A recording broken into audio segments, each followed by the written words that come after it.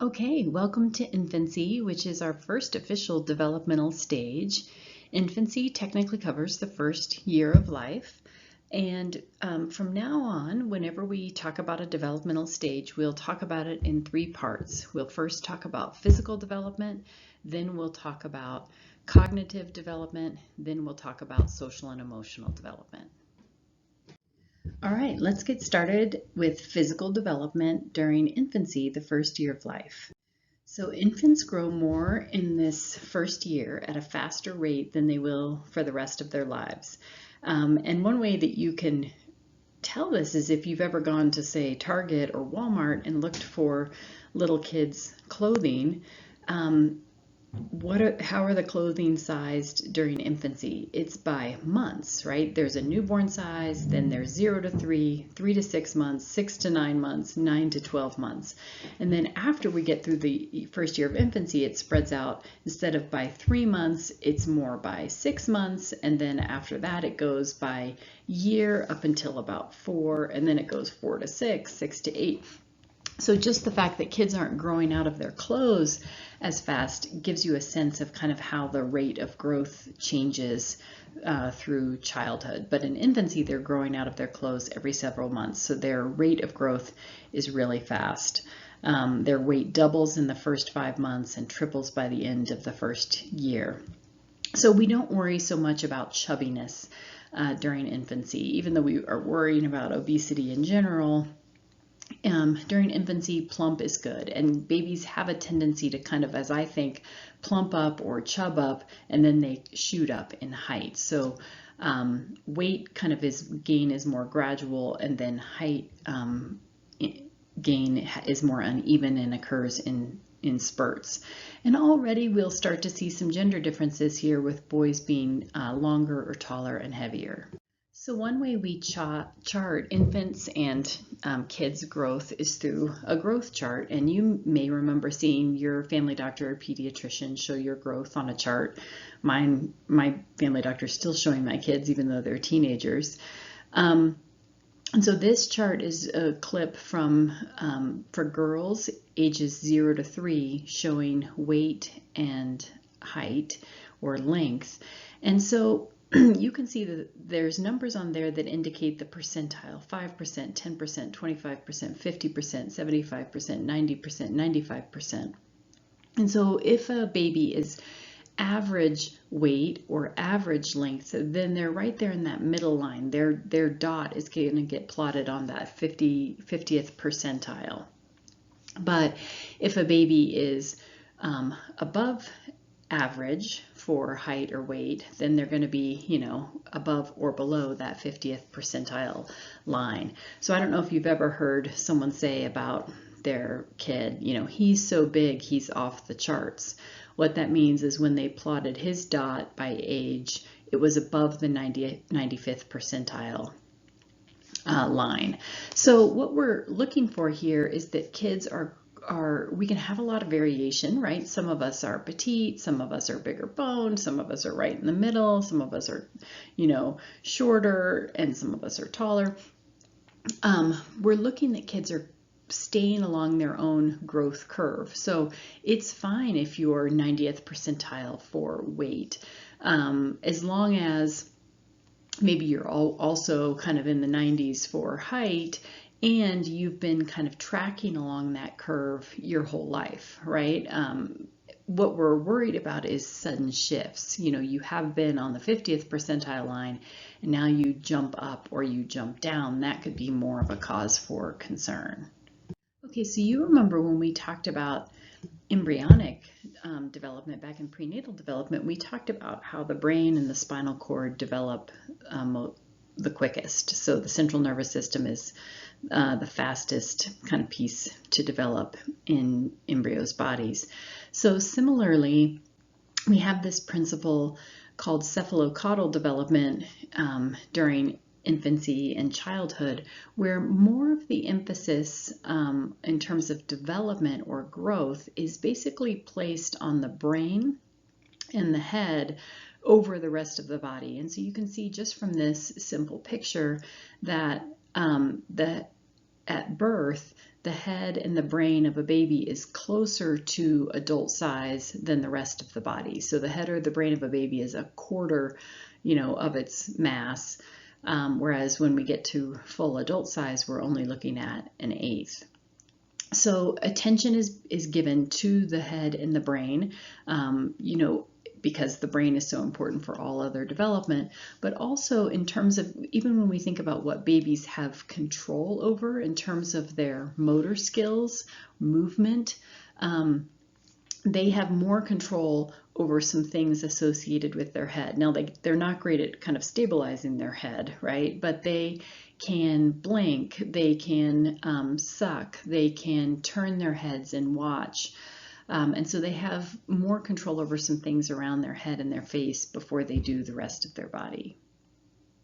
So whereas cephalocaudal means head to foot, or I think in Latin like head to tail, proximal distal means from the center out. So you think in proximity, right? That means close, and distance, that means far.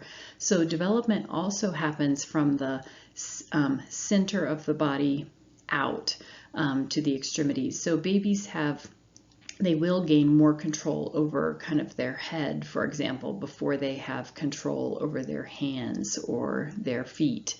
Babies will have more control over their upper arms before they have control over their lower arms, and then their hands, and then their fingers. So development proceeds from the center out. So babies get their first tooth somewhere between 5 and 9 months, and generally the first teeth and the very first molars are often the most painful. And so this picture shows us kind of a typical sign of teething, where babies are grabbing things and chewing on it. But oftentimes the pain is happening before you're really aware that they're teething, and it can take a while as a parent to figure out what's going on. So some earlier symptoms are that babies will, with this tooth coming in, they produce more saliva, and that leads them to get a rash kind of under their mouth. So that's a sign that they're teething, or they are kind of have a funny cough at night because they're producing more saliva, and sometimes a runny nose can be a symptom. So a lot of times they're waking up, they're fussy, you think maybe they've got a little cold or they're sick, but it could be that they're starting some teething. And there's a number of different types of treatment, some involving medication and some not. So, you can be freezing, like basically chew toys, wet washcloths, things like that to let them chew on. Or you can be using, topical ointment like Ambisol, or if it's really bad, using, baby Tylenol or baby ibuprofen. Okay, so as you may remember from prenatal development, the amount of neurons is increasing like crazy for embryos and fetuses, but it really actually slows at birth. But let's just kind of review the neuron structure, right? And so we'll talk mostly about axons and dendrites in this class. Axons are the kind of long nerve fibers that reach out to connect with the dendrites, which are the receiving ends of other cells. And axons can be very long in your body, around a meter, and in fact it's bundles of axons which create what we talk about as nerves. And the neurotransmitters are the chemicals that are released and received in the connections between axons and dendrites. And obviously in other classes you probably go into this in a lot more detail. And then synapses are the spaces or the connections between axons and dendrites. And so what's happening during the first year, and actually through early childhood, the first 3 years, is because most of the neurons are already in existence, the brain is now working on creating tons of connections, basically wiring everything up, because it's not sure exactly what your environment is going to throw at you and what you're going to need. And so it's going to create a whole bunch of potential connections. This is called synaptogenesis, or synaptic overproduction, or exuberance, where basically your brain creates more connections than it needs, and then it's going to prune them like you would prune a shrub, the connections that haven't been used will eventually get pruned and the axons will wither away. And so this is how our lives are kind of influenced, or our brain development, our wiring is really influenced by the environment that we're living in. So connections that we use as a result of our environment get strengthened and often get myelinated, right? And so that's the myelin sheath that helps basically insulate the axon. You can see it in red there in the picture, and helps us transmit signals between neurons more efficiently and more quickly. So most of the growth in infancy in the brain is around creating more connections and myelinating them. Okay, so I'm guessing in other classes you learned a lot more details about the brain, and we're just going to hit a few things in this class. So the important thing to know during infancy, and this is a continuation of what happened in prenatal development, is basically the brain develops from the most primitive first outward to the most complex. And so if you've ever seen somebody represent a brain by holding a fist, the brain is developing from the wrist kind of up, and then from the center, the palm of the hand, out. And so the most primitive parts of the brain are in the brainstem, which includes the hindbrain and the midbrain, and that's for basic reflexes and survival functions such as the breathing and the heartbeat, and that's fully functional at birth. And the medulla is part of the brainstem, and the cerebellum is associated with a number of different things, including motor functions, which is more developed. The midbrain relays information between the forebrain and the hindbrain. The forebrain consists of the limbic system and the cerebral cortex. The limbic system is relatively well developed at birth. The cerebral cortex is still developing during infancy. It exists, has been built, but lots of wiring still happening. So the limbic system consists of a number of things. I'm just going to highlight the hypothalamus, the hippocampus, and the amygdala. So the hypothalamus, again, everything does a lot of things, so I'm oversimplifying, but it regulates physiological functions like temperature, hunger, thirst, sleep. The hippocampus integrates sensory information coming in from the five senses, but it's also essential for memory. That's one thing that the hippocampus is really known for. And then the amygdala, you've maybe heard more about. That's often about more emotional memory, especially more kind of primitive emotions like fear and anger. And there was some important research that happened several decades ago, which helped us understand ourselves as humans a little bit better. We thought that we were really special and kind of rational, and we are special, but we're really rational, and that all information basically traveled, that we took in through our brains really landed in our cerebral cortex, kind of the more conscious, rational parts of our brain, maybe our frontal lobes, and that we rationally processed things. And a researcher by the name of Ledoux discovered that information travels multiple pathways in our brains at the very same time. And so at the same time that it's coming to maybe the more rational parts of our brain, more conscious, rational parts of our brain, it's also going to the amygdala.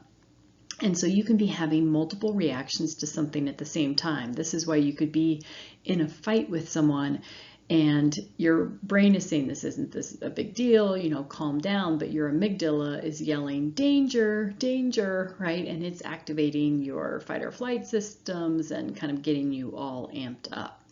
So the key point of this in terms of infancy is that even though babies don't have well-developed cerebral hemispheres, and frontal lobes yet, and may not have a lot of conscious memories, the amygdala is remembering, and the body is remembering kind of early, maybe traumatic experiences that children will no longer have conscious memories of. And then lastly is the cerebral cortex, also called the cerebrum, and this is where the longest period of development continues. This is where interpreting, reasoning, communicating, goal setting, planning, decision making, other conscious thought takes place, our cerebral cortex is 3 to 4 times the weight of primates of similar size. And as you've heard, it can still be developing up until the age of 25. Okay, so even though we hear people say he or she is left-brained or right-brained, obviously we all use both sides of our brain. And the corpus callosum is the band of white fibers kind of down in the center of the brain that connects both hemispheres.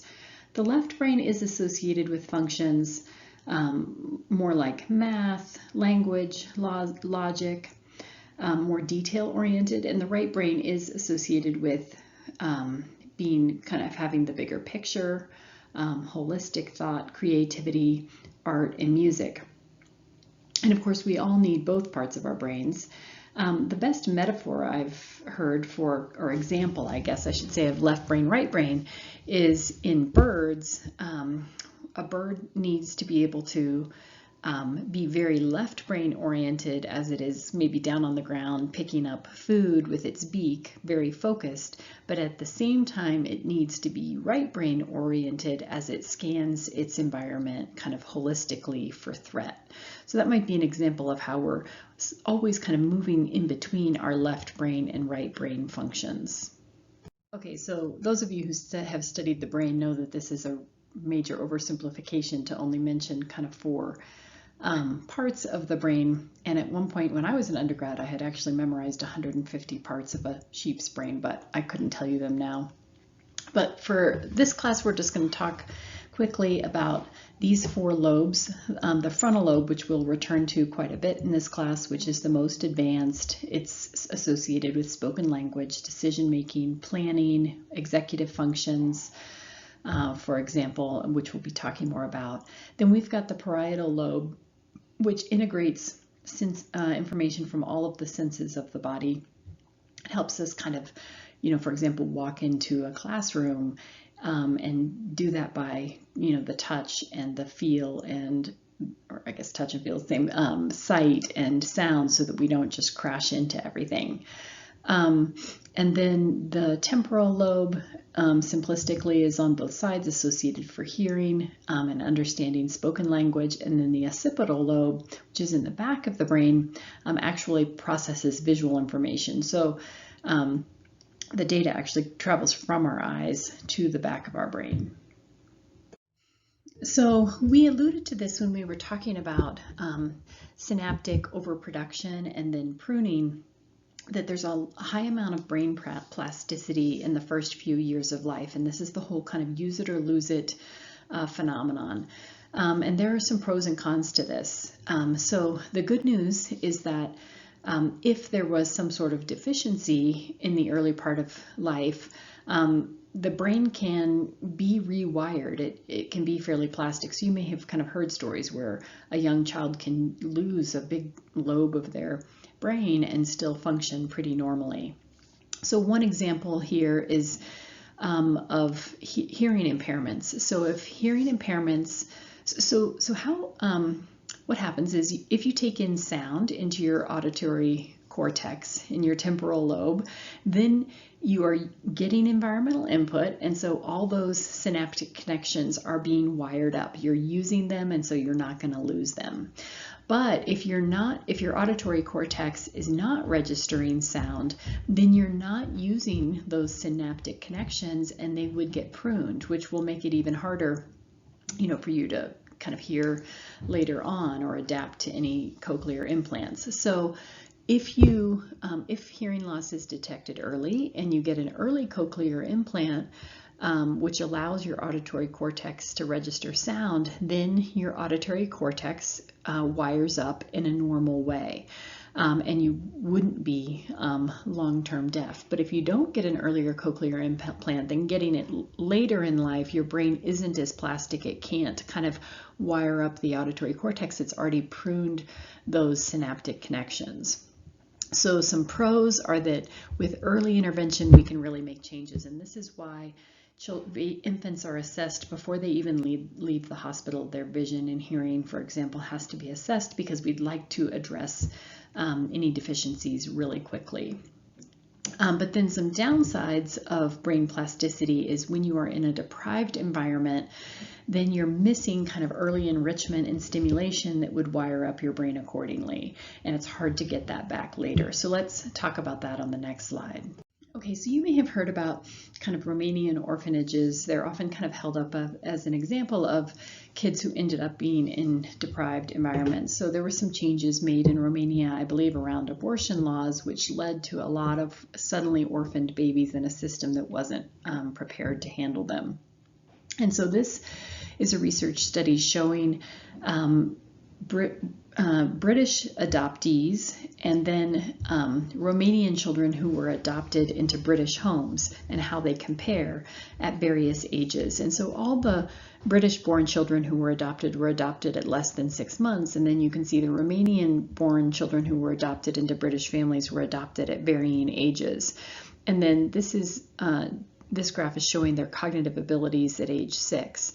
So basically, if they were adopted prior to 6 months, then their cognitive abilities at age 6 were very close to British adoptees adopted prior to 6 months. But if they were adopted after 6 months and between 2 years, then they were showing a marked difference, and even lower if they were adopted after 2 years. And so, the basic idea is that if you are adopted later, you haven't gotten enough maybe enrichment or environmental stimulation to maintain those synaptic connections. And then those synaptic connections have been pruned, and later it's hard because you don't really have enough synaptic connections in your brain to kind of perform optimally. Okay, so let's talk for a few slides about a sad topic, sudden infant death syndrome, which is the leading cause of death in developed countries after the first month of life, after that initial neonatal mortality period. And in the last several decades, we saw a dramatic decrease in rates of sudden infant death, or SIDS, in developed countries with the Back to Sleep campaign. So prior to this, babies were being put to sleep on their bellies. And, for example, I was put to sleep on my belly a lot as a kid, baby in the 1970s.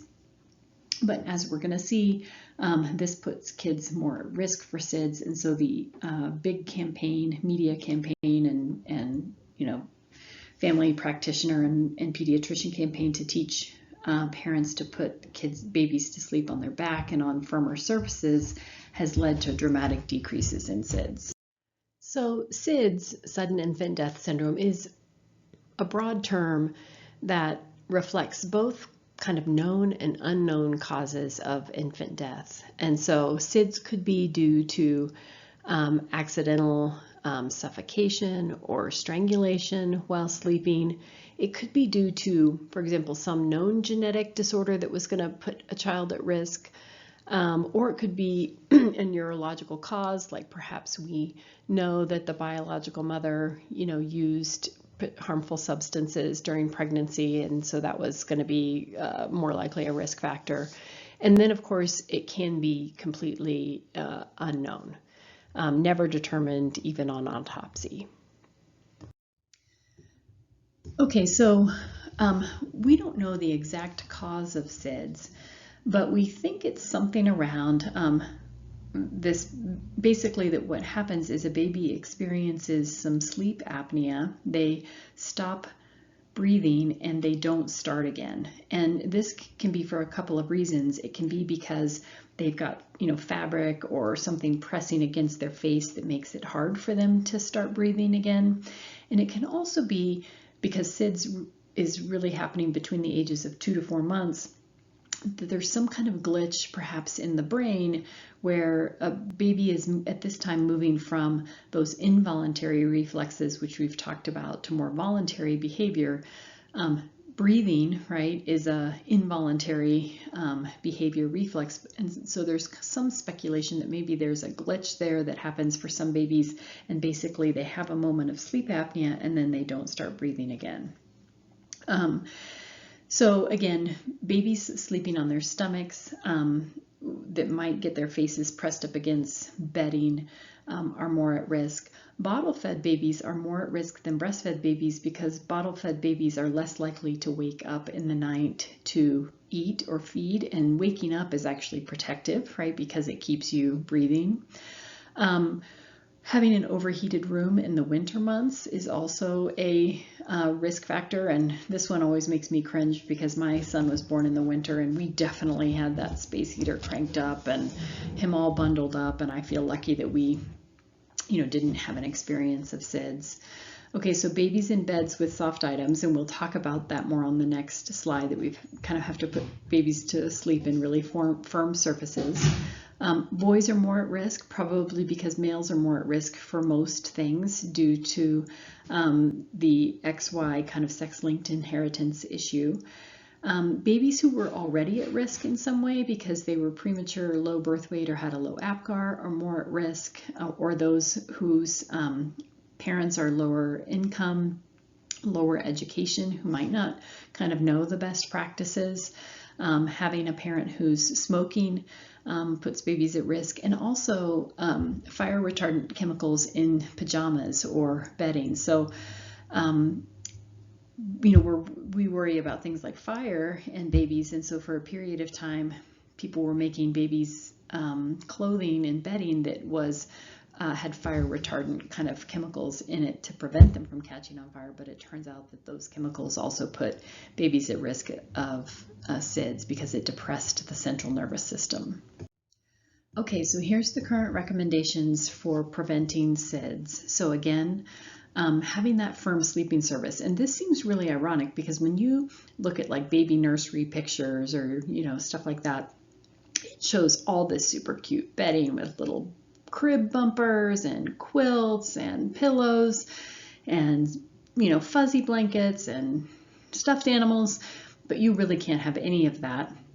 And they even recommend for up to the first year in a bed. You basically put a baby in bed like this picture in its own little cozy sleeper and hope that they're comfortable enough. And in fact, when you buy a crib mattress, these days it has one side that's basically as hard as a rock for the first 6 months when they're most at risk, and then a slightly softer side for the rest of the time.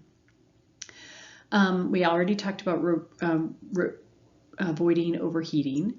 Now, the American Pediatrics Association is recommending, this is a fairly new recommendation, is to, although it recommends avoid bed sharing, which is also called co-sleeping, because having babies in beds, at least in developed countries with lots of soft materials, can put them, more at risk for getting squished or getting their faces blocked, their airways blocked. But now the American Pediatrics Association is recommending room sharing for a year. So even though a baby might be in their own space, they might be in a co-sleeper attached to your bed or in their own bassinet or crib, that they are in the same room with you so that you can monitor them. Avoiding smoking or alcohol, smoking because it negatively influences respiration, and alcohol because it makes you less attentive as a caregiver, and if you are co-sleeping, more likely that you could, for example, roll on top of your baby. Breastfeeding, again, is a protective factor because babies who breastfeed will wake up more often to breastfeed, especially if they are sleeping kind of in proximity of the breastfeeding parent, because they can smell breast milk and they get used to kind of waking up in the night. Pacifier use, even though pacifiers have gotten a bad rap, pacifiers are actually protective because perhaps that sucking mechanism keeps babies' brains kind of going and keeps them from getting their, maybe keeps them from having that sleep apnea where they don't stop breathing, or kind of keeps, some space around their nose and mouth so that they can breathe. And one just pro tip about pacifiers, because it can be super challenging if you're using a pacifier and then your baby loses the pacifier while it's sleeping and then it can't find it, and so then it cries out and then you have to get up and help them find their pacifier. And so someone taught us early on that you just sprinkle like half a dozen pacifiers around your baby's head when they go to sleep so that they can more easily find one. Okay, so swaddling, as we're going to talk about, has gotten a lot of attention recently as a healthy practice for soothing babies and helping them sleep. And it is, but unfortunately, swaddling after 2 months has been problematic for some babies because they could maybe get themselves rolled over to their stomach, but their arms and legs would be caught up in the blanket and they might not be able to roll back. And so then they're sleeping on their stomach and their airways get dropped or get blocked. Okay, so let's talk a little bit more about co-sleeping. Even though in, again, developed countries, we've had this big back to sleep campaign and don't sleep with your baby. I even saw a picture once that like sleeping with your baby is like letting them sleep with a knife. In reality, around the world, co-sleeping has been the predominant practice, and there haven't been high rates of SIDS in cultures where co-sleeping has historically happened. And the reason why we think that is that in a lot of these cultures, babies might already be sleeping on firmer kind of mattresses or mats on the floor with their mothers, not, in a waterbed with a down comforter or something like that.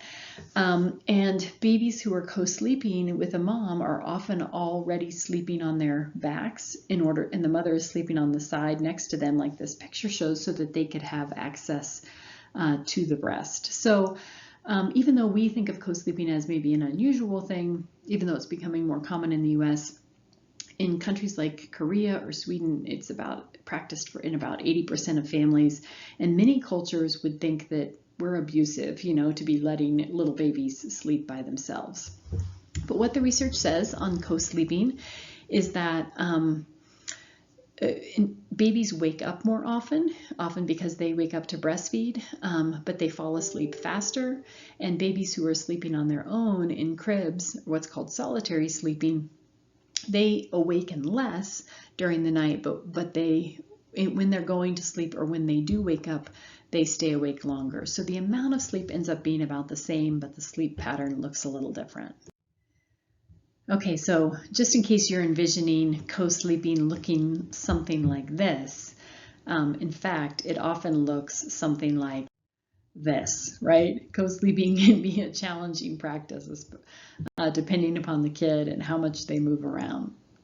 Okay, so we already talked about how chubby is generally a good thing during infancy, and infants do need a higher fat diet, which breast milk provides. So, even when they can transition to regular milk after 6 months, this isn't the time that you put them on skim milk or 2%. Whole milk is appropriate.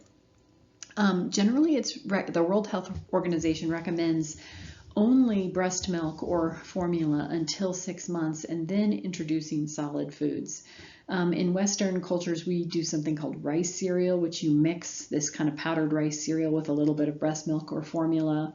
In traditional cultures, you might just take normal kind of food that the family eats, like a sweet potato, and mash it up, puree it, or pre-chew it.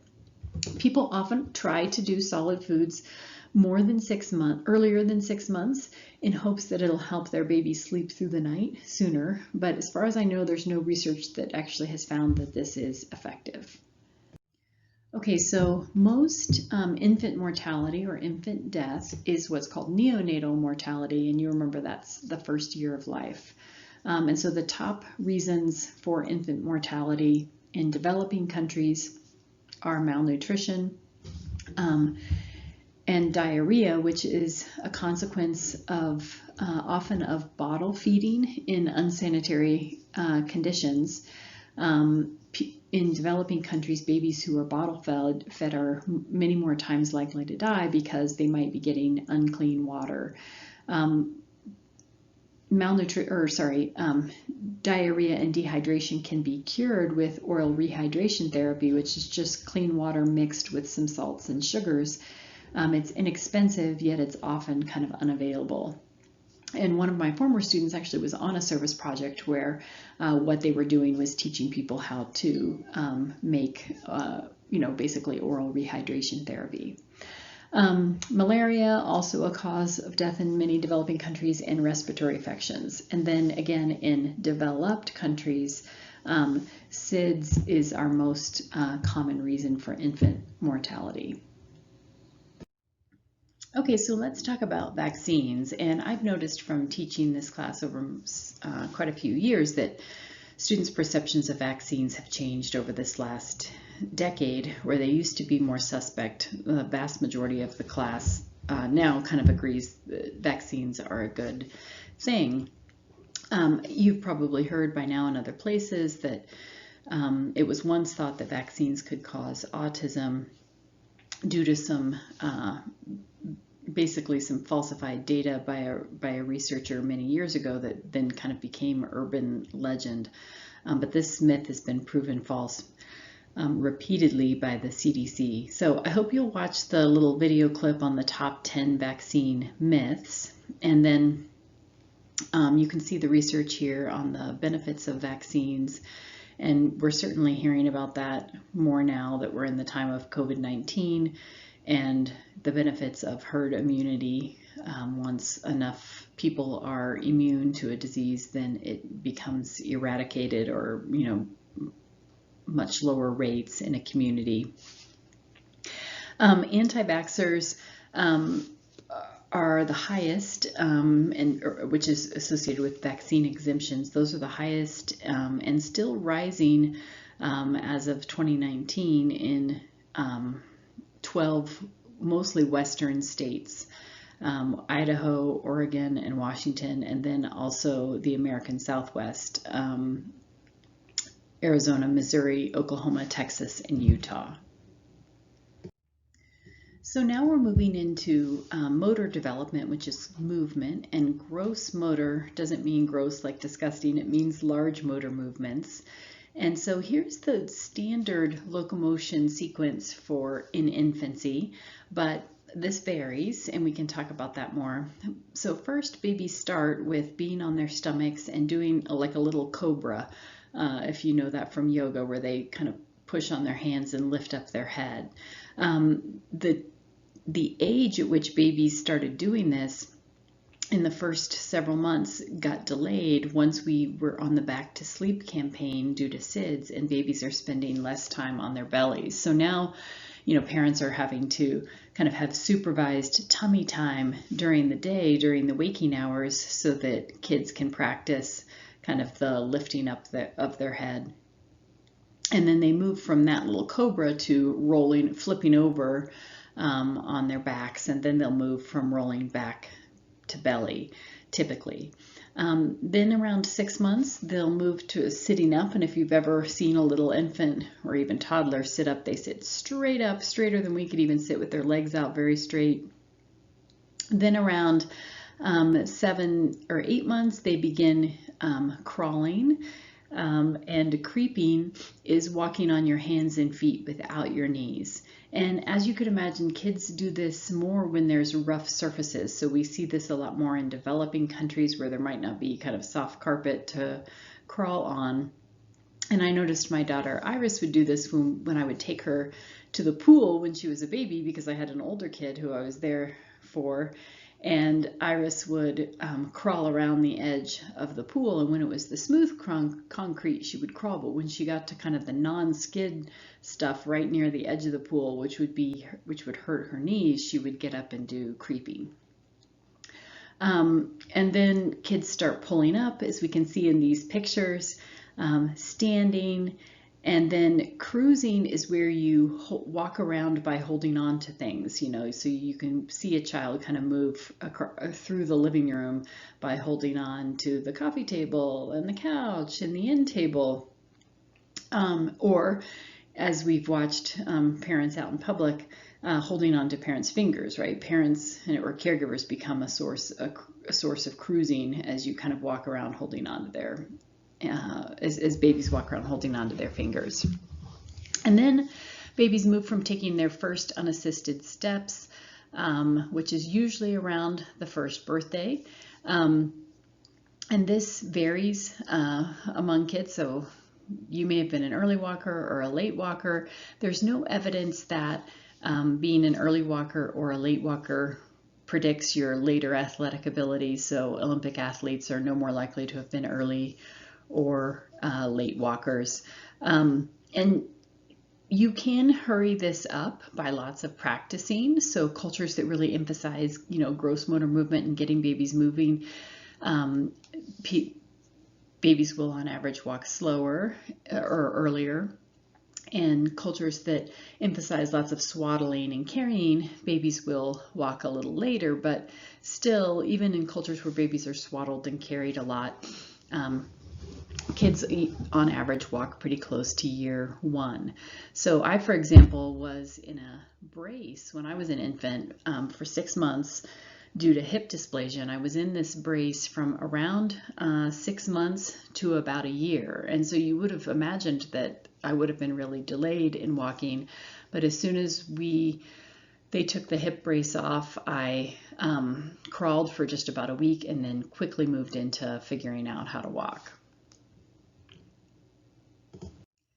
Okay, so let's move into fine motor, and you can see my funny meme here. So fine doesn't mean like hot, right? It means small motor movements, or small movements with your fingers, hands.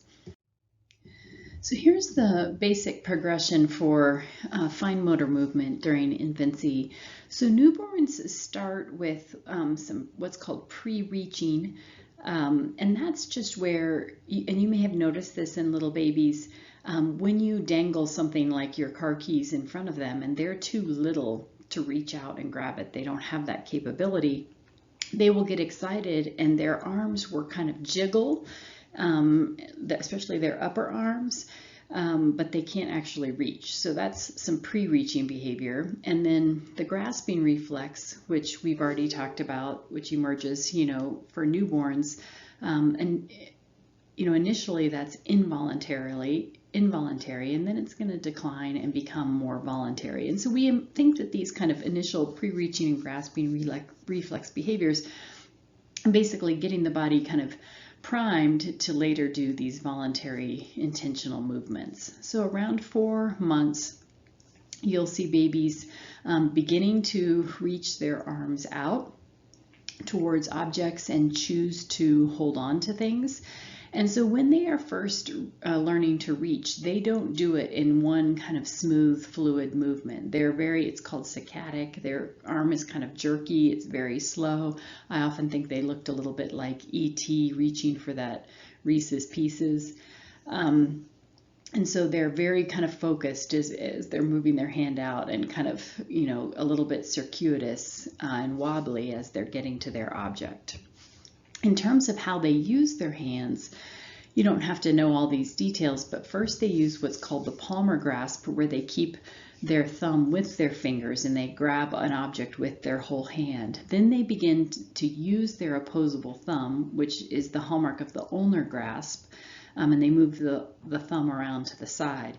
Then they can move the thumb further, like in a 180, and I think that's what Isaac is doing here in this picture, holding the blocks. Is the scissor grasp. And then eventually you can see around 9 to 12 months they use the pincer grasp, which is your forefinger and your thumb, which is, kind of uses that opposable thumb. And so you've probably watched little babies kind of carefully practice their pincer grasp. Oftentimes, they're sitting in a high chair and they're picking up their Cheerios one by one, kind of really carefully.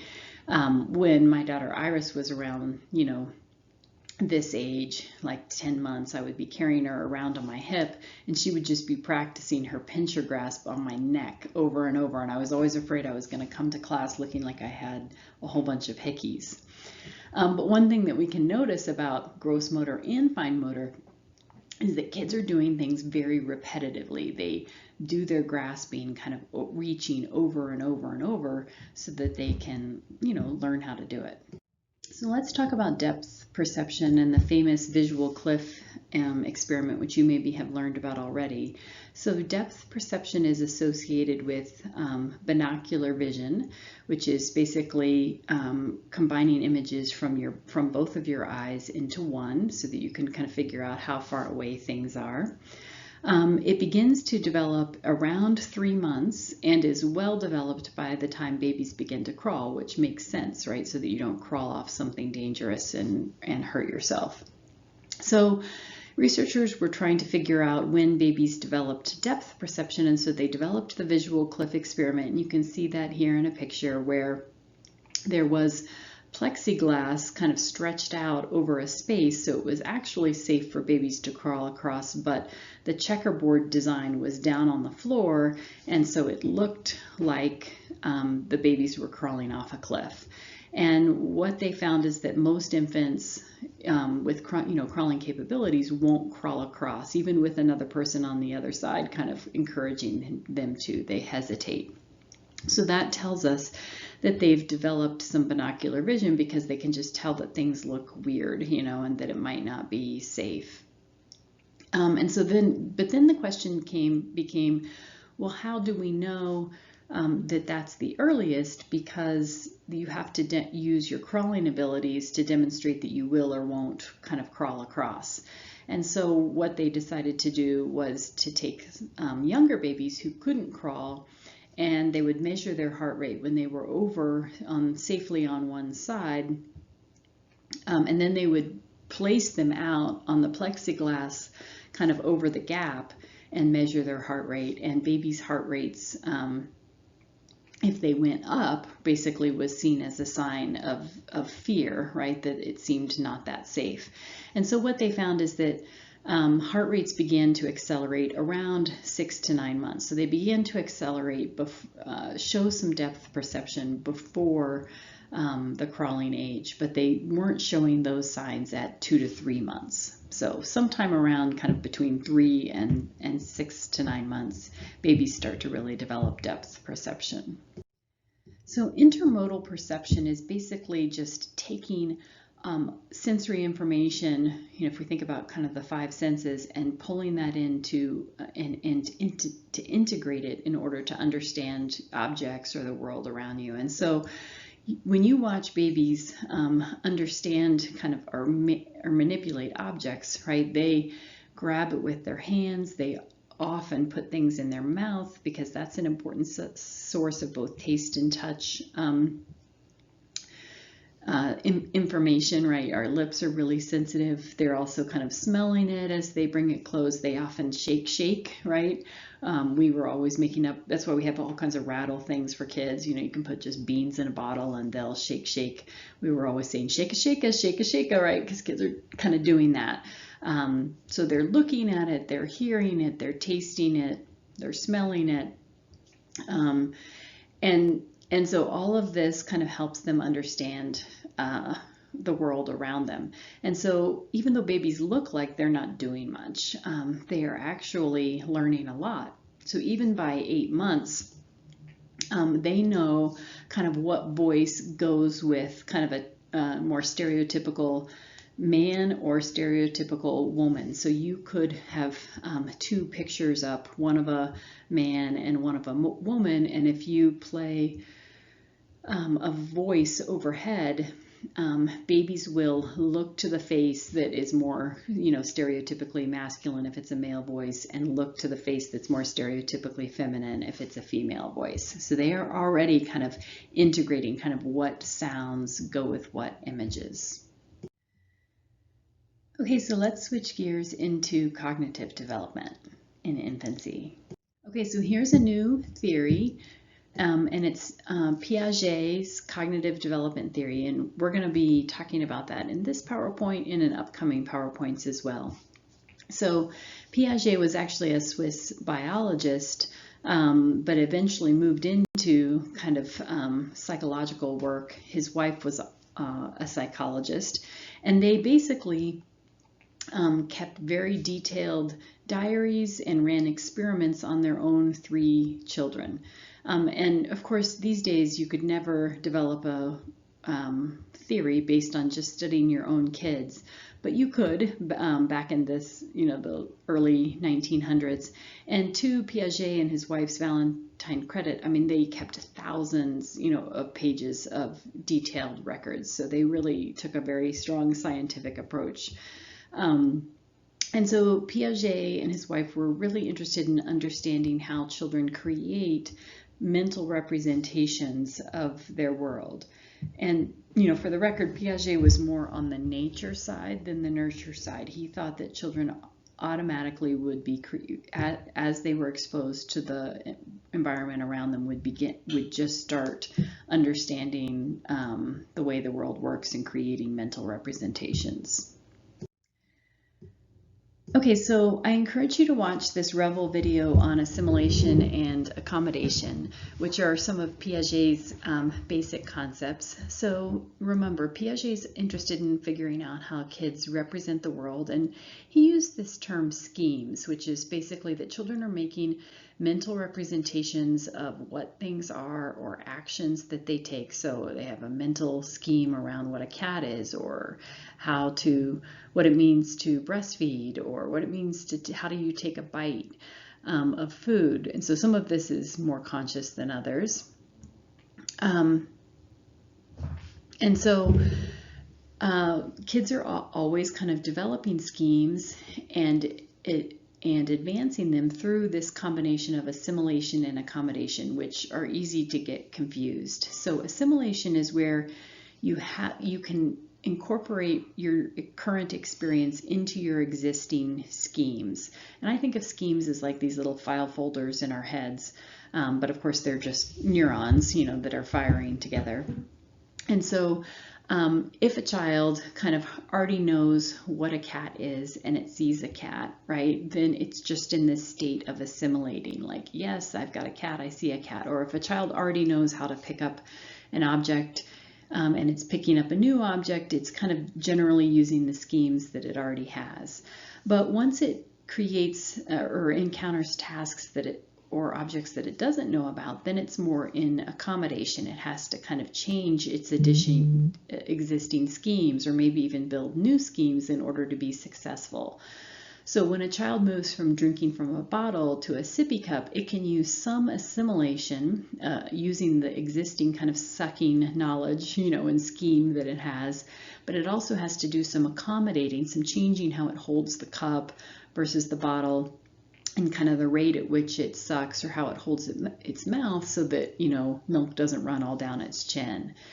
And how I have noticed the assimilation accommodation bit the most is in taking classes. So when I was an undergrad, I studied abroad in Italy, and I took art history classes. And up until that point, I had never been an artist or taken any art history classes. And I remember sitting there in that first day, and it was an advanced art history class, and I knew nothing. The instructor's rattling off all this information, and I remember feeling like my brain is empty. I have no file folders or no structures in my mind to file away this information. I had to create those schemes from scratch, and so that meant I was in a heavy state of accommodation.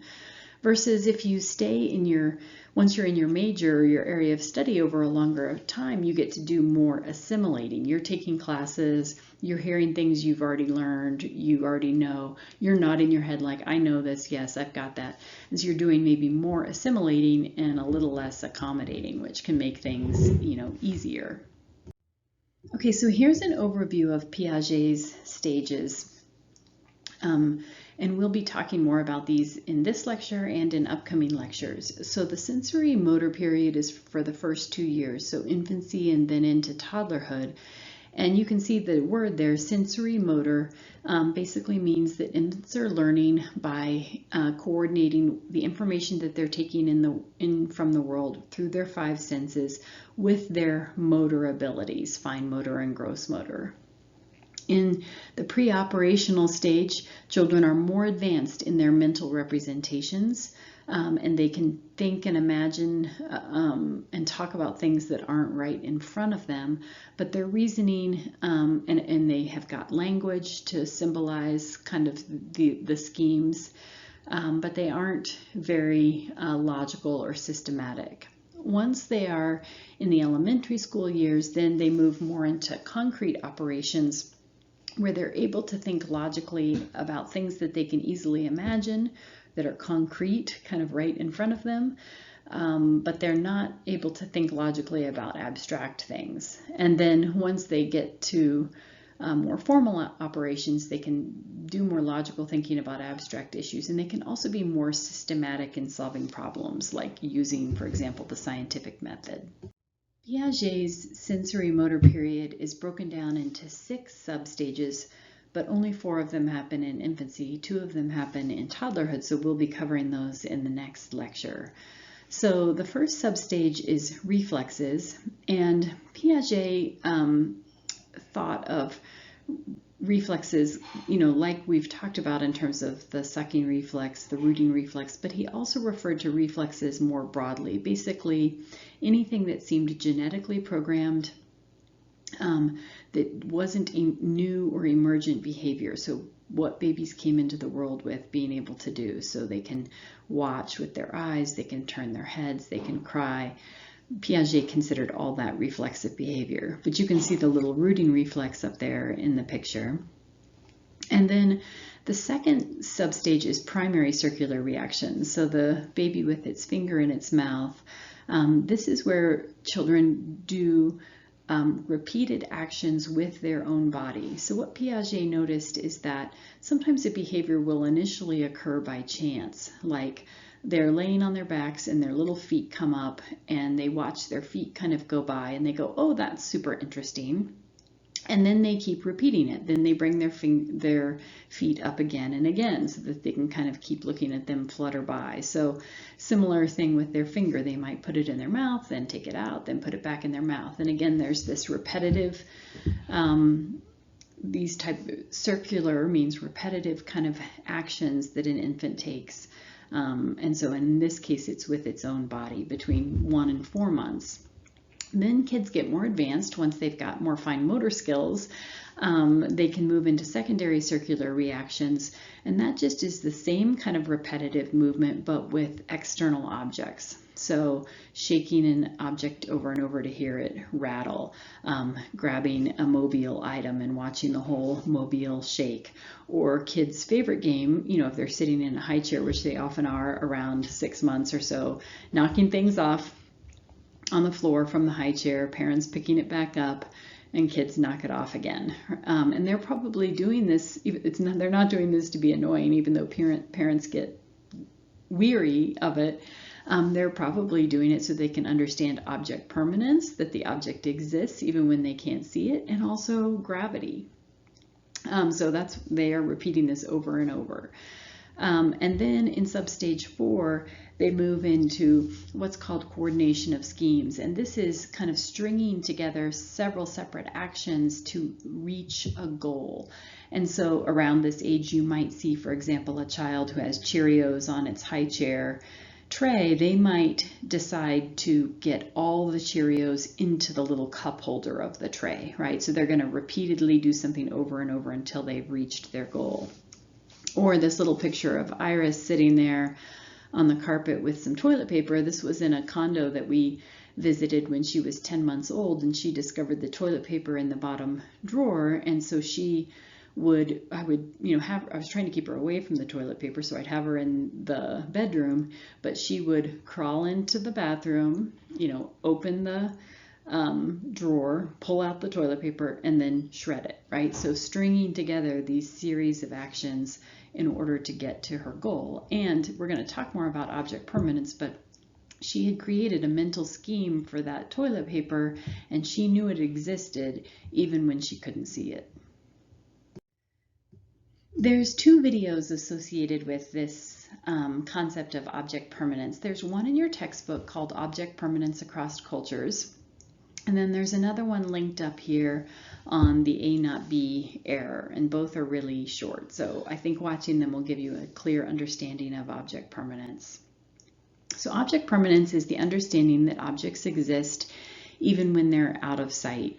And this develops gradually, and kids get more advanced in this over the first year and even into the second year. Between 0 and 4 months, babies don't really have any understanding that objects exist if they can't see them. And so you can notice this just by shaking, like if you take your car keys or an object and you shake it in front of a really young baby, and then you put them behind your back, their face will just go blank once the keys are out of the way. It's like they seem to have forgotten that they even existed. But when they get a little bit older, they'll start kind of looking for them, looking behind your back. And if you were to just if they were just to see a little bit of it, a little bit of the object, they would remember that that object existed. Once they get into around 8 months, then they begin searching for hidden objects. And so as you'll see in the video, they will, if you hide the object under, like, there's 2 bandanas and you hide it under the first bandana, they will pick up the bandana and they will find the object, and that's the A spot. And if you do that repeatedly, they'll get really good at finding the object. But then if they watch, even if they watch you hide it under the other bandana, the B bandana, interestingly, they will still pick up the A bandana looking for the object. So they make what's called the A not B error. And it's not until they get into toddlerhood that they begin to kind of track where the object is better and begin to be more accurate about it. Okay, so let's talk about information processing theory, which is basically the theory that provides the framework for understanding attention and memory. So anytime we're talking about attention and memory, we're usually talking about information processing theory. And information processing theory generally try to explain human thought processes by comparing them to the workings of a computer. And this idea that we could kind of store and retrieve information. But now, of course, what we know is that, you know, with the plasticity of the brain, this is all just neurons kind of firing and wiring together, and there can be kind of constant kind of strengthening of the wiring or rewiring as we learn new information or recall things. So it's more complex than information processing theory describes. And I recently asked a neuroscientist who specializes in memory whether or not information processing theory is still relevant, and she said it was. You know, it's still useful for kind of as a framework for understanding how we attend to and store information. So let me walk you through this. Basically, you experience a stimulus, and if you pay attention to it, then it can become something that you move into short-term memory and then even into long-term memory. And then you can pull that information out in order to do something with it. So let me give you an example for kind of just adult life. If I'm walking to class on campus, there's stimulation happening all around me all the time, right? Lots of sights and sounds and smells that are in my what's called sensory memory or sensory register.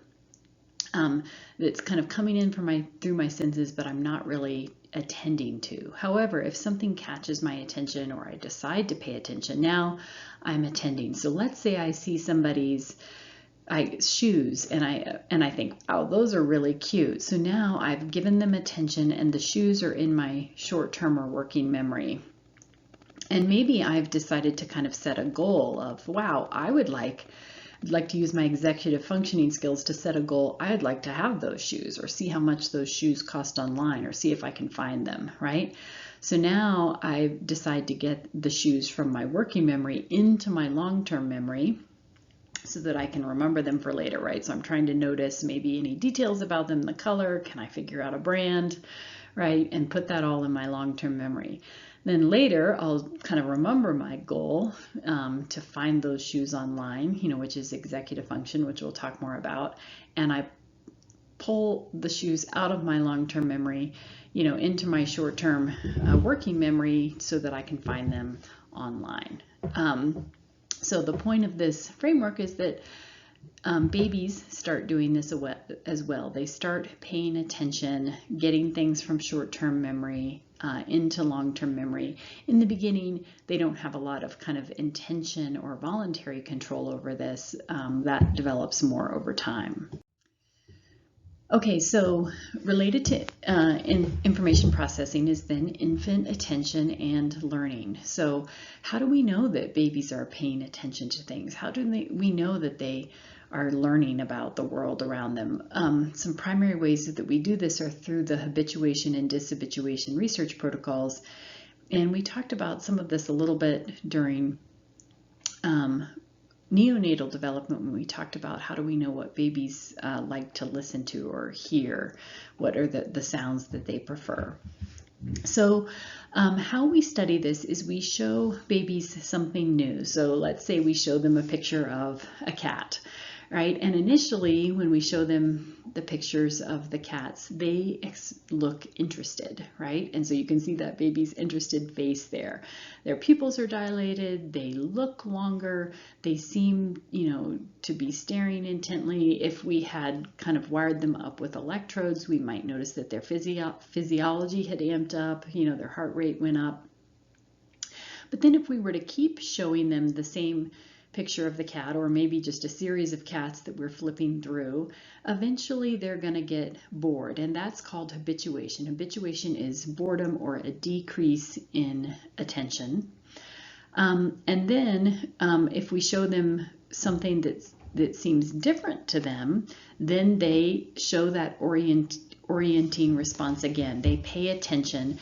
But if it happens right after right after habituation, then we call it dishabituation. So steps number 1, orienting response, and step number 3, dishabituation, look the same, but the order that they happen is what makes the difference. So now we've shown this baby a picture of a dog, and it is fascinated by that. And so that tells us, if we had shown a series of pictures of cats and then we switched to one about a dog, and the baby suddenly looks a lot more interested, or puzzled or curious, that tells us that the baby knows the difference between cats and dogs. And so we can do this with an endless number of things. We can show them pictures of birds versus airplanes, or plants versus animals, or 2 dots versus 3 dots. And so that's how we have a sense that babies are learning, and also that they are categorizing and can tell the difference.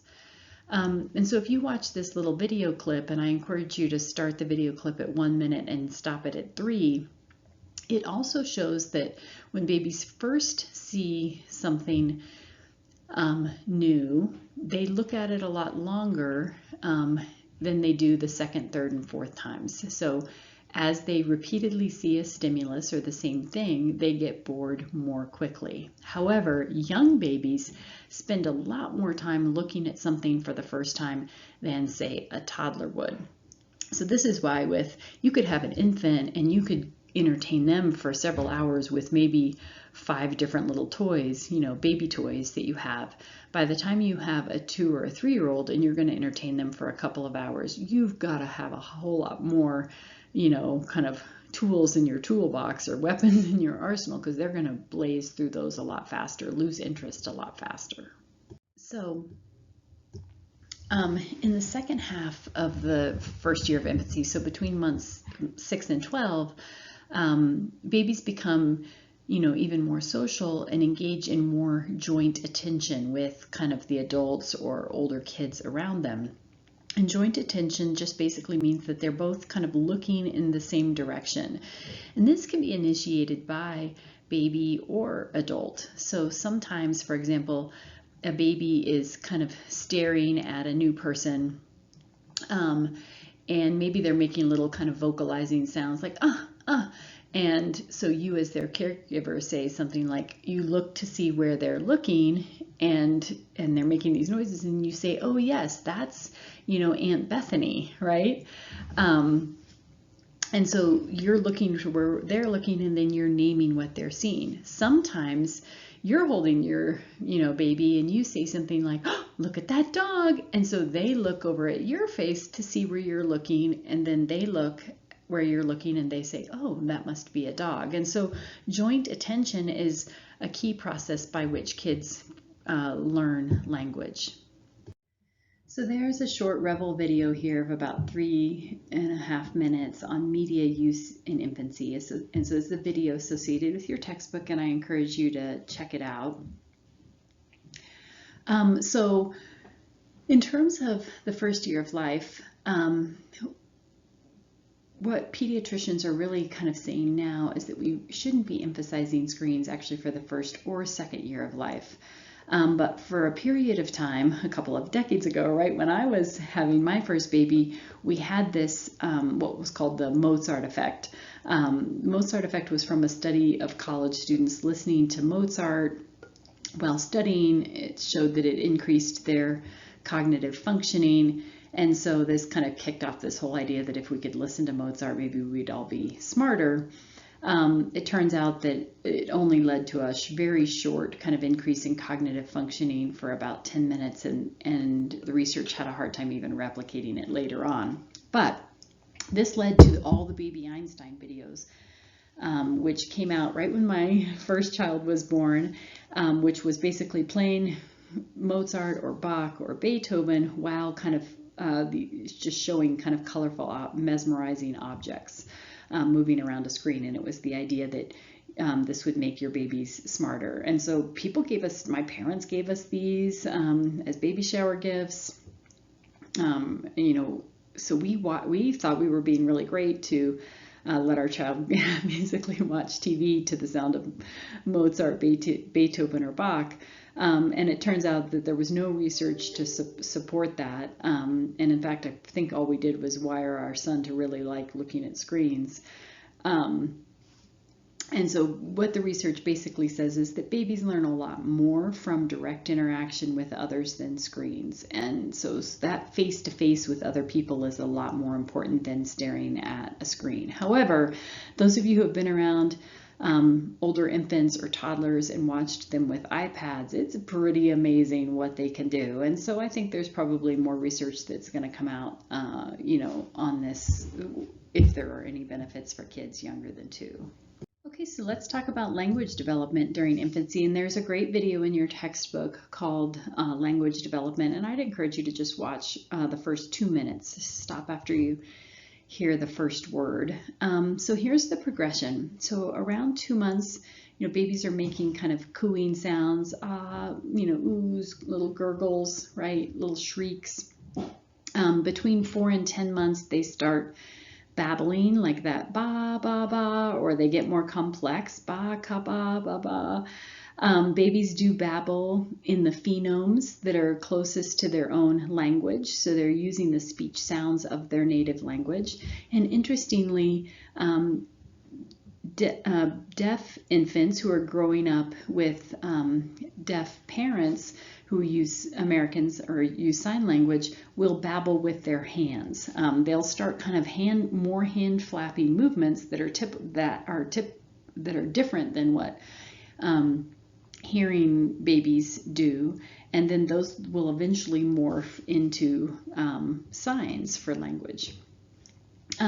Babies also around 8 to 10 months will start all the gestures, wave goodbye, blow kisses, and they can start learning baby signs. And so the typical ones, and these are based, I think, on American Sign Language, you know, common ones are all done and more, thank you, please, you know, maybe milk or bottle. And so some people teach lots of baby signs and some people teach none or just a few. But these can be really nice for kids being able to communicate what they want. It decreases frustration prior to being able to actually produce the words through their speech. It also gives you a sense that babies kind of know more than they often are letting on. Some students have asked, will the use of baby signs discourage them from speaking or delay their speech because they're just going to rely on signs? And what the research says is there aren't any negative effects of baby signs, but it is important that every time a baby uses a sign, you say, or the caregivers kind of say the word verbally, because that kind of reinforces the speech. So babies between 8 and probably 12 months, right, or 10 and 12 months are then comprehending words and simple sentences. So they can't speak them, but they can understand them. Our comprehension always exceeds our production or expression of language. And then by 12 months, they say their first word. And first words are usually nouns, and they're either people or objects. So they might say dada, and dada is more common than mama because the D sound is easier to say. My son's first word was ball. I had a student tell me, and she was a younger sibling, that her first word was Megan no. which was her older sister, right? Occasionally those students will say their first words were hi, bye, something like that. Okay, so in terms of talking to babies, we have a unique way of doing that, and I'm sure you've heard it before. This is called infant-directed speech, also called child-directed speech, or motherese, and it's a style of speech kind of directed towards infants and young children, and nobody has to tell you that this is how you talk to kids. You just automatically do it. And so I'm going to demonstrate kind of all these bullet points for you here. So you're talking to a baby and you say, "Look, you see the doggy. Look at that doggy. Oh, it's such a cute doggy. Do you want to pet the doggy?" Okay, so short, simple sentences, right? My voice was at a higher pitch. It also went down and up more, that wider pitch range. I repeated doggy over and over. I kept the content short. I wasn't like, "That's a golden retriever. He appears to be about 6 years old," right? Golden retrievers are my favorite breed. I didn't say any of that, right? I had a very kind of simple content. And I added what's called the morpheme Y. Instead of saying dog, I was saying doggy, right? So we make things kind of cute with the Y for kids. We add horsey, doggy, baby. Well, so anything that we can put a Y on, we like to do that. And what research has found is that babies prefer to listen to infant-directed speech rather than adult-directed speech. So they'd rather listen to someone talk in that cutesy way rather than listening to me lecture. Cultures vary, though, in how much they use infant-directed speech. It's pretty common around the world, but there are some cultures that don't emphasize talking directly to infants so much, and so their infant-directed speech is less. I noticed in having kids of different ages that I automatically changed how I spoke to them. So I would speak to I'd say to my 2-year-old, "Okay, do you want some more milk? I'll give you some more milk." I was talking in kind of this higher pitched tone, and then I'd turn to my 6-year-old and say, "Isaac, would you like more milk too?" And so somewhat high pitched, and then my husband would walk into the kitchen and I'd be like, "Hey," real kind of low voice. So even kind of my pitch and tone really automatically changed just within minutes based on the age of the person I was talking to. Okay, so now we're going to talk about emotional and social development during infancy, the first year of life. Okay, so let's think about who's taking care of babies around the world and what their social or family life looks like. So in traditional cultures, which again are rural areas of developing countries, babies are typically with their mother for the early months, and that's kind of their primary caregiver. They're with her 24 hours a day. They're sleeping with her, they're being carried by her or held by her during the day.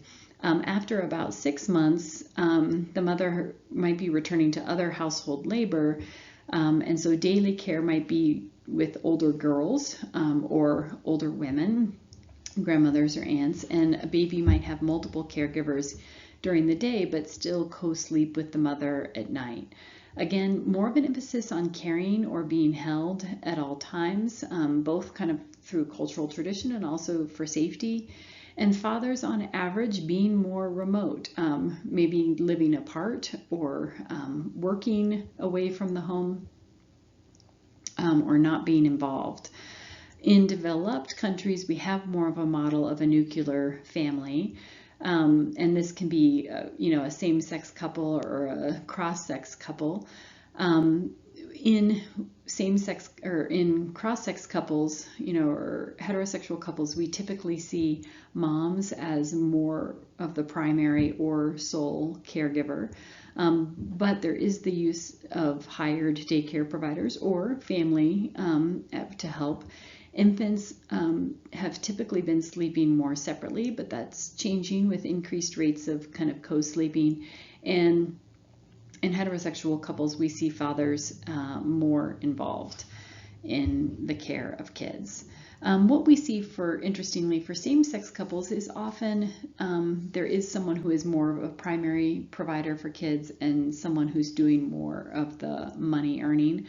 But again, both cross-sex and same-sex couples can vary in how much they're kind of equally sharing the paid and unpaid labor. Okay, so let's talk about temperament. And temperament is basically considered more biological than personality. And so when we talk about kids, we often talk more about kind of temperament. And when we talk about adolescents and adults, we talk about more personality, which we expect has been more influenced by environmental experiences. So some of the early research on temperament was done by Thomas and Chess, and they developed this framework of 9 dimensions of temperament. And even though temperament researchers now don't use all these 9 dimensions and have kind of a simpler framework because there was a lot of overlap between these dimensions, and so now it's more like 3 or 5. Thomas and Chess's dimensions still get used in research and are worth knowing. So let's talk these through, these 9 dimensions. So activity, and so each of these dimensions can be indicative of how easy or difficult or slow to warm up, which is in between, a baby is. And so easy babies are easier for parents to take care of temperamentally. Difficult babies are harder for parents to take care of. And slow to warm up babies are kind of somewhere in the middle. And so you can see the percentages there in the box that in the Thomas and Chess framework, they used these 9 dimensions to categorize babies as one of those 3. And about 40% of babies were easy, 10% difficult, 15 slow to warm up, and the rest couldn't be categorized. So I'll walk through these 9 dimensions. Some of them have clear indications for how easy or difficult a baby is, and some can go either way. So activity is the degree of mobility, movement, both frequency, how much and how fast, from highly active to highly inactive. And so a baby who has a high activity level is moving often in their sleep. When you put them down in one part of their crib, they end up in another part when you go to get them out of their crib. They move around a lot when their diaper is changed, for example. An activity level isn't indicative of how easy or difficult a baby is. This one can go either way. Rhythmicity, on the other hand, is indicative of easy or difficult, and it's the extent to which a baby's bodily functions are regular and predictable. So do they sleep at the same time and for the same amount of time? Do they want to eat at the same times? Do they poop every day, right? And some babies are more predictable or rhythmic, and some aren't. And as you might imagine, more predictable babies are easier for parents to take care of because it's easier then to figure out what they need, and it's easier to have a predictable schedule. Approach withdrawal is one of my favorites, and that's your a child's response to something new or unfamiliar, a person, place, food, toy. And so if babies have a high approach with response, then they react favorably to something new. And if they have a high withdrawal response, then they reject something new. And for parents, having a baby with a high approach response is a lot easier, right? Because then you could have someone unfamiliar take care of them, or you could take them to unfamiliar places, or you could give them different food, and they would seem to be okay with it. This has really helped me make sense of myself, as I have noticed that I have a high withdrawal response to new stimulation. And so I always joke that, whereas my husband's response to anything unexpected is yes, mine is basically no. And so there's that Meghan Trainor song from a few years back that I often go around my house chanting to my kids. My name is no, my sign is no, my number is no, right? And so it's helpful to kind of understand this about a child that you're taking care of or about yourself. So let's say you're giving a baby sweet potato and they've never had sweet potato before. Do they kind of take it in, or do they really reject it? And that would be kind of a withdrawal response. So then adaptability is the extent to which your initial withdrawal response becomes modified over time. So how fast can you come around to something that you didn't like? So you didn't initially want Aunt Ashley to hold you, but now you're okay with it. You didn't like those first 3 bites of sweet potato, but now you're okay with it. So you have kind of adapted. And so this can be a difference between slow to warm up or difficult, right? So slow to warm up babies didn't like it initially, but come around and adapt. Difficult babies, you're on your 2nd week of trying sweet potato and they're still kind of crying and spitting it out. Intensity is how upset or happy, or what's the intensity of the emotional response to stimulation. So if you're not liking being in your car seat, are you just kind of whimpering, or are you screaming? Threshold of responsiveness is related, and that's the threshold of stimulation that you can handle. So you talk about people say they have a low pain threshold or a low threshold for stimulation, right? It doesn't take much pain, or it doesn't take much stimulation until a baby is, or a person is upset. And so when we think about sensory sensitive kids or people, there's low thresholds, right, for stimulation, and they can get easily overwhelmed. Mood is general, kind of more quality of mood, from pleasant to unpleasant. Irritable would be one that's indicative of kind of a difficult baby. And then distractibility and attention. And these are hard to know the difference between. So distractibility doesn't have an attention. Neither of these actually predict whether or not a baby is easy or difficult, because it can vary. So the distractibility is how easily is a baby distracted. And I'll give you an example of how this could be good or how this could be a challenge. So a positive of a distractible baby is you're changing their diaper. They don't want their diaper changed. They're crying.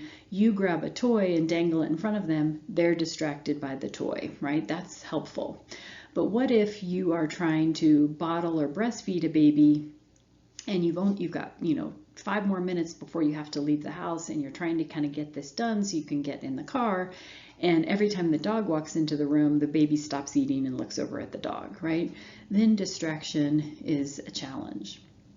Attention is like we've talked about in terms of attending behaviors. How long can a baby pay attention to an object? And if they are distracted, how quickly do they return to paying attention? Okay, so hopefully you remember what we've already talked about in terms of differential susceptibility and being a dandelion or an orchid. And when we frame this in terms of temperament, dandelion kids are the more temperamentally easy kids, and orchid kids tend to be temperamentally difficult or slow to warm up. And so you may also remember we talked about how different ways that we measure differential susceptibility for the purposes of research study. And one of those areas was your phenotype or your temperament. And so one of the common ways that we do this in research studies is how irritable is the baby, but we can also do it based on kind of their approach withdrawal response, like to something kind of new or surprising. If they have more of an approach, then they're more of that dandelion, and if they have more of a withdrawal, then they're more of the orchid. We can also do it based on intensity. So how much surprise do they show at a new object? Intensity is more indicative of orchids, lower intensity indicative of dandelions. So when we think about child temperament, we often bring along with it this concept of goodness of fit. And this is basically for parents and caregivers, how are they adapting their caregiving to be the best fit for this child's temperament? And so that's been a common thing that's been talked about for a long period of time, that you need to be able to adapt your parenting to your child's temperament to have goodness of fit. So for example, if you have a child who's really physically active, as I did with my son, then whether or not you wanted to be kind of really physically active out in your neighborhood, right? That's what you should be doing to kind of support their temperament. So when Isaac was 2, we spent all of our afternoons and evenings, if the weather was nice, out in the neighborhood. And I swear we were up on everybody's porches and down their sidewalks and got to know, all of our neighbors because we had a highly physically active kid. My daughter Iris was maybe a little less kind of seeking stimulation. And a little bit more quiet. And I remember one time where I had a friend over who offered to hold her while I was trying to get something done. And she was being really stimulating. Iris was probably only 8 or 10 months old. And my friend was walking around my living room really fast, like, oh, do you see this? Oh, look at this. Oh, look at this. And I was thinking to myself as I was trying to, get my work done, like, oh my gosh, Iris is going to start crying here any minute, because that's not goodness of fit for Iris. That's too much stimulation for her. So goodness of fit, varies based on the kid, and how well parents adapt predicts later outcomes. So when you're doing your virtual child, you might be getting some examples like, your child seems kind of shy. Do you throw them into unfamiliar social situations, or do you stay with them until they feel comfortable, right? Staying with them until they feel comfortable is more of a sign of goodness of fit, of adapting to their temperament. And that's what we have to do. It's not one size fits all. But what the research really says is that it's most important to provide a goodness of fit to adapt your parenting for infants with difficult temperaments. So for orchids, so for those babies that have high withdrawal, that are irritable, that have an intensely negative mood, that basically are more difficult, those are the ones that you have to work harder to provide a goodness of fit for. So the ones that are hardest to help are the ones that you have to work the hardest to help. Okay, so here's a differential susceptibility study on temperament, and they measured a baby's temperament at 9 months through a series of kind of assessments, and also they videotaped mothers and babies interacting at 9 months to figure out how kind of negative was the mother towards the baby, kind of in terms of disapproving or criticizing. And then they measured how much the child at age 2 was acting out in terms of not getting along with others, having temper tantrums, hitting others, not cooperating. And so what you can see there is that the babies who had the most sensitive temperament were the most sensitive to their whether or not their mother was more disapproving or more positive towards them. And if their mother had the least amount of anger or frustration with them, then they had the least amount of behavior problems at age 2. So this was an example of orchids having a really good goodness of fit, a sensitive baby with a really kind of sensitive and kind, calm mother. But if you had that kind of sensitive baby and an irritable, frustrated mother, then you had toddlers at age 2 who were acting out the most. And then you can see dandelions in the middle, much less affected, kind of more average, and much less affected by whether or not their mother was more irritable or less irritable. Okay, so this was another longitudinal study of mothers and sons, following them from the babies from age 3 months up until 2 years. And temperament was assessed based on their mood and how soothable they were and how much of a kind of approach withdrawal response they showed. And then maternal empathy was assessed by how kind of sensitive or warm a mom was when her child was in distress. And then actually this was followed, I said 3 to 2 years, but then all the way up to 8 years for externalizing behavior based on the child behavior checklist. And what you can see there is that for the dandelions, their moms being kind of more sensitive and kind or less sensitive and kind didn't have as much impact on their behavior at age 8. But for the orchid babies who were, temperamentally more difficult, whether or not their mother had high or low empathy had a dramatic effect on their behavior at age 8. And so if their mother was really sensitive and warm, then they were the best behaved among 8-year-olds that were studied. And if their mother was low on empathy, perhaps more harsh, then they were the ones showing the most externalizing behaviors in, say, 2nd grade. Okay, so the primary emotions are the basic emotions we share even with other animals. Anger, joy, surprise, fear, and sadness. All of these emerge between 2 and 7 months. Researchers disagree on exactly when they emerge. And those secondary emotions we're going to talk about later. Those are called, those are like embarrassment or pride. Those infants can't experience because, as we'll talk about, they require a sense of self, which babies don't have yet.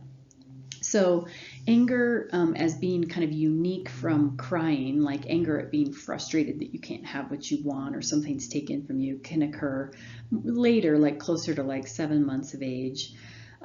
Joy or, excitement, being surprised or startled, those can happen, fairly early.